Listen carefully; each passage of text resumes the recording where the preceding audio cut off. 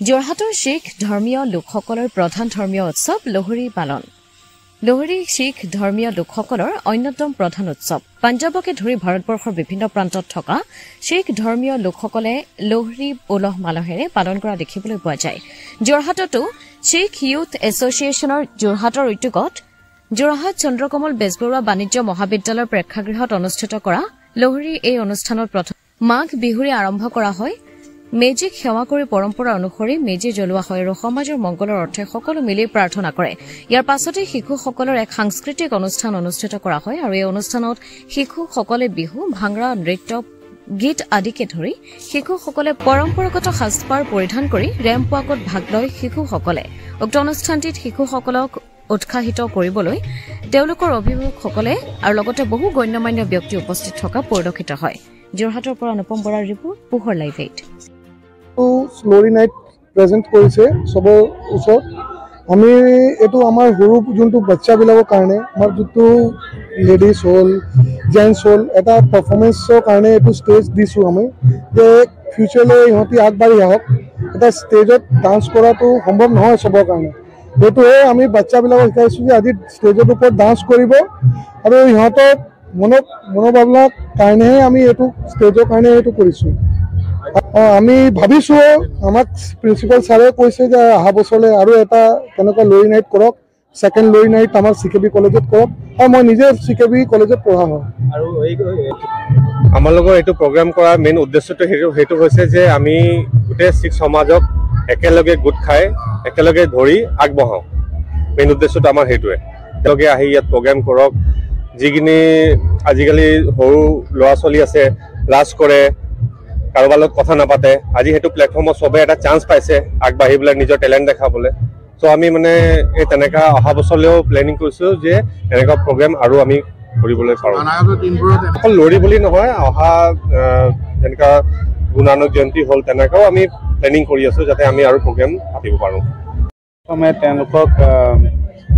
লোহৰীৰ শুভেচ্ছা জনাইছোঁ আৰু এই ফেষ্টিভেলটো বা আমাৰ হেৰিৰ লগত ভোগালী বিহুৰ লগত যথেষ্ট মিল আছে আৰু আমি CKB কলেজত CKB কমাৰ্চ কলেজত এই অনুষ্ঠানটো পাতিবলৈ যিটো আমি তেওঁলোকে আমাক বিচাৰিছিল পাতিবৰ কাৰণে আমি অতি আনন্দিত হৈছোঁ যে আমি তেওঁলোকক এনেকুৱা এটা ধুনীয়া ফেষ্টিভেল আমাৰ ইয়াত প্ৰাংগণত পাতিব পাৰিছে আৰু এনেকুৱা ফেষ্টিভেলবিলাকে আমাৰ দেশখনক একত্ৰিত কৰি ৰাখিব পাৰে আৰু আমি ভাবোঁ আমি বিশ্বাস কৰোঁ যে সকলো সম্প্ৰদায়ে আমি একলগ হৈ এনেকুৱা ভাল বস্তুবোৰ আমি উদযাপন কৰিব পাৰোঁ যাতে আমাৰ সমাজলৈ এটা ভাল বাৰ্তা যাব পাৰে আমি এইবাৰ আমাৰ Sikh youth association যোৰহাটে প্ৰথমবাৰে Lohri night কৰিছে য'ত আমি গোটেই শিখ কমিউনিটি একলগ হৈছোঁ আৰু লোহৰী যেনেকুৱা বাকী ষ্টেটত ফেষ্টিভেল হয় বিহু যেনেকুৱা মাঘ বিহু আছে পোংগল আছে মকৰ সংক্ৰান্তি আছে লোহৰী চিমিলাৰ লাইনছতে আছে এইটো আমাৰ যিটো হাৰ্ভেষ্টিং ফাৰ্মাৰ্ছ যিকেইটা হাৰ্ভেষ্ট কৰে তাৰ গুড হাৰ্ভেষ্টৰ কাৰণে সিহঁতে এটা চেলিব্ৰেশ্যন কৰে আৰু এইটো আমি আজি যিটো অনুষ্ঠান আছিলে সেইটো আমি বিহু দি ষ্টাৰ্ট কৰিছোঁ আমি যদিও আমি শিখ নহয় কিন্তু আমি অসমৰ কালচাৰৰ লগত মিলি গৈছোঁ আমি অসমৰ ৰাইজৰ লগত আৰু অসমৰ জনসাধাৰণৰ লগত মিলি পিনি আমি ইয়াত গোটেই বছৰ পৰা ইয়াত থাকি আছোঁ আৰু আমি চব মিলি পিনি থাকি আছোঁ সেইকাৰণে আমি যিটো ভেনিউ ষ্টাৰ্ট লৈছোঁ সেইটো আমি আমাৰ পুৰণা কলেজ CKB য'ত আমাৰ বহুত ল'ৰা ছোৱালী পঢ়িছিলে সেইকাৰণে এইটো ভেনিউ আমি চিলেক্ট কৰিছোঁ কৰিছিলে যিটো আমাৰ পাঠ কৰে সেইটো কৰিছে তাৰপিছত সকলোৰ কাৰণে মনোকামনাৰ কাৰণে আমি সুখ শান্তিৰ কাৰণে এটা আৰদাস হৈছে আৰু তাৰপিছত এটা প্ৰগ্ৰাম ষ্টাৰ্ট হৈছে ইয়াত আমাৰ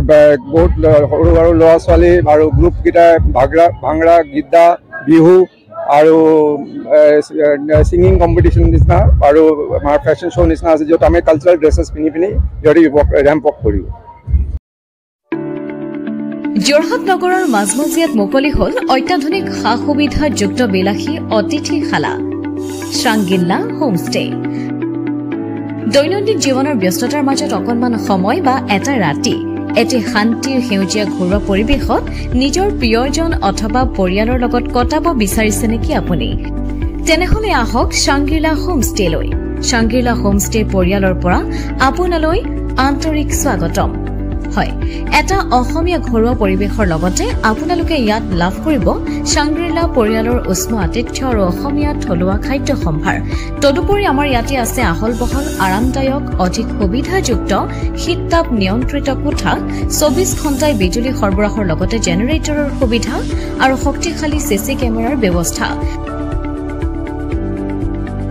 বিনামূলীয়া ৱাইফাই সুবিধা কাৰ পাৰ্কিংৰ ব্যৱস্থা ন্যূনতম মূল্যত গাড়ী চালকৰ বাবে কোঠালিৰ ব্যৱস্থা লগতে আপোনাৰ প্ৰমোদৰ বাবে উপলব্ধ এখন মুক্ত টেৰেছ য'ত মুকলি আকাশৰ তলত আহাৰ গ্ৰহণৰ আনন্দ লাভ কৰিব পাৰিব